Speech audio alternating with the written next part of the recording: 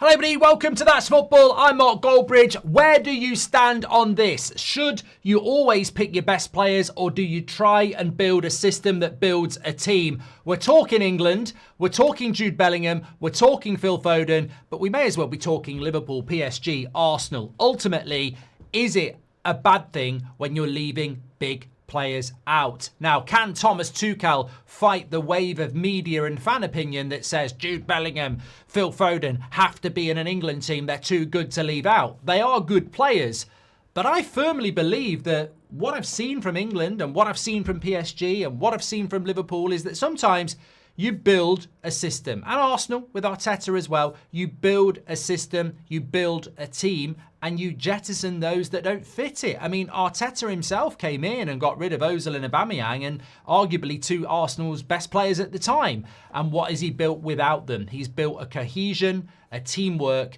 And when I look at England and I look at the World Cup and I look at what I've seen from Tuchel's team in the last couple of games, taking away the fact that the opposition isn't great, you still see you're getting the best out of Harry Kane.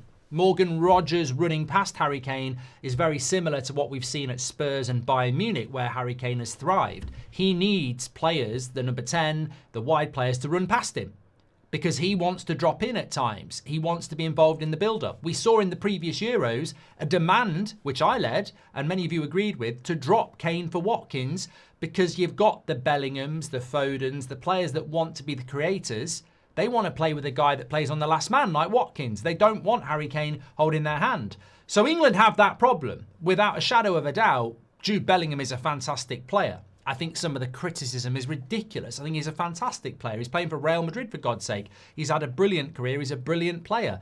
We do this all the time. We build somebody up and we knock them down. Oh, he's arrogant. He's this, he's that. Is he fundamentally a good player? Yes. Should he be a player in an England squad? Yes. Would I drop him for the betterment of the team if he doesn't suit the system? Yes. I don't think Phil Foden should be anywhere near a starting team for England. He's never going to run past Harry Kane quickly and, score goals in that way. He's never going to run with pace from the wing and run, in behind Harry Kane. He's not that type of player. I think if you Phil Foden, you don't fit this England team. I probably do take you because you're a player that in a different scenario, a squad should be a squad. I don't need everybody doing the same thing. I need different things, and for that reason, I probably would take Phil Foden. But when I look at England, I think that you've got to get the best out of Harry Kane. Now, if Harry Kane gets injured and you go to Ollie Watkins, then suddenly you might need a Phil Foden as a number 10. But to build it, this is the last chance. Harry Kane is his last World Cup. England have got an opportunity. There's an abundance of talent there. You build the team around that player because that player is scoring goals for fun.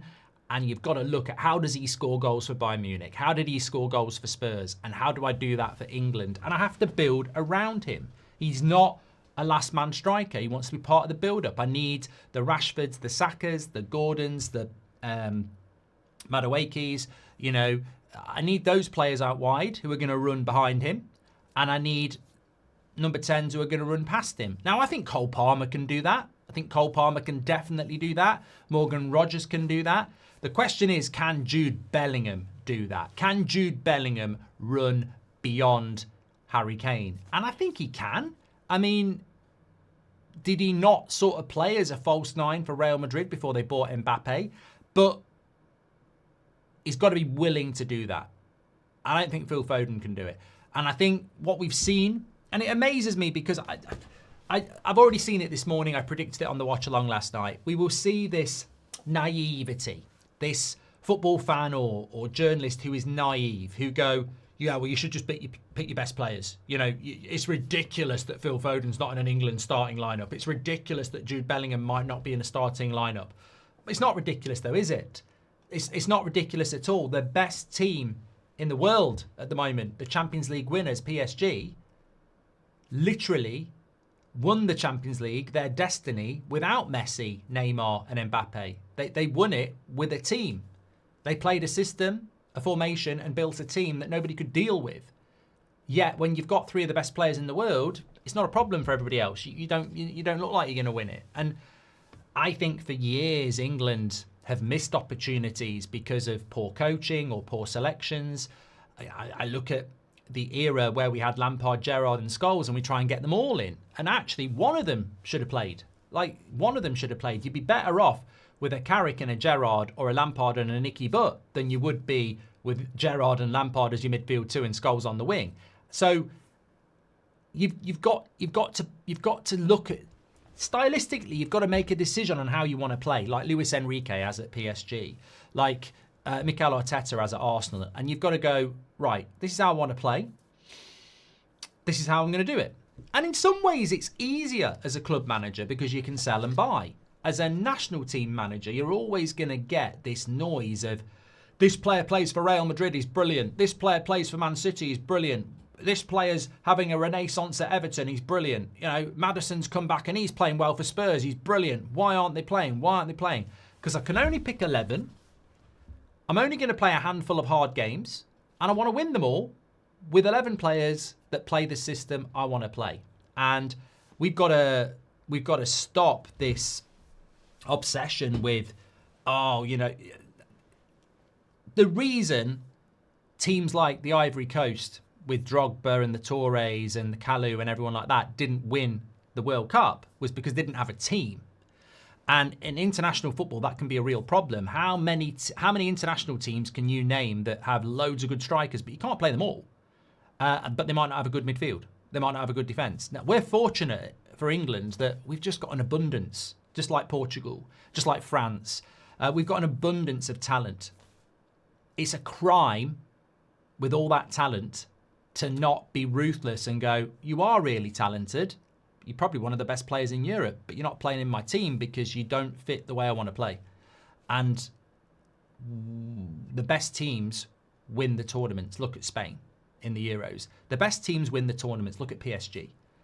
Look at Liverpool with the league last year. The best teams win. I ain't going to win by going Foden, Bellingham, Palmer, all in the same team. Rice. Who can I put next to Rice? I tell you what, I might actually play Foden next to Rice, so I can still play Bellingham and Palmer. And you know, that's not going to work. Some of these players are going to have to sit on the bench. Some of them might not even go on the play. It's as simple as that. And I think that, you know, hopefully the modern football fan appreciates that, and hopefully the media does as well, because I genuinely think it's very difficult to say that England can win the World Cup because there's a multitude of reasons why they can't. But the talent they've got, and it's good that we're turning our back on the past. You know, as a Man United fan, I do feel like Harry Maguire, maybe a Luke Shaw, could get back in the England squad. But then you look at it and you go, why? Why would you do that? You've got Livramento, you've got Lewis Hall, you've got Lewis Skelly, you've got Konza, you've got Gehi, you've got a plan. Stick with the plan. Stick with the plan. Get your comments in. Let me know your thoughts. Smash a like on the video and subscribe. I'll speak to you on the next one.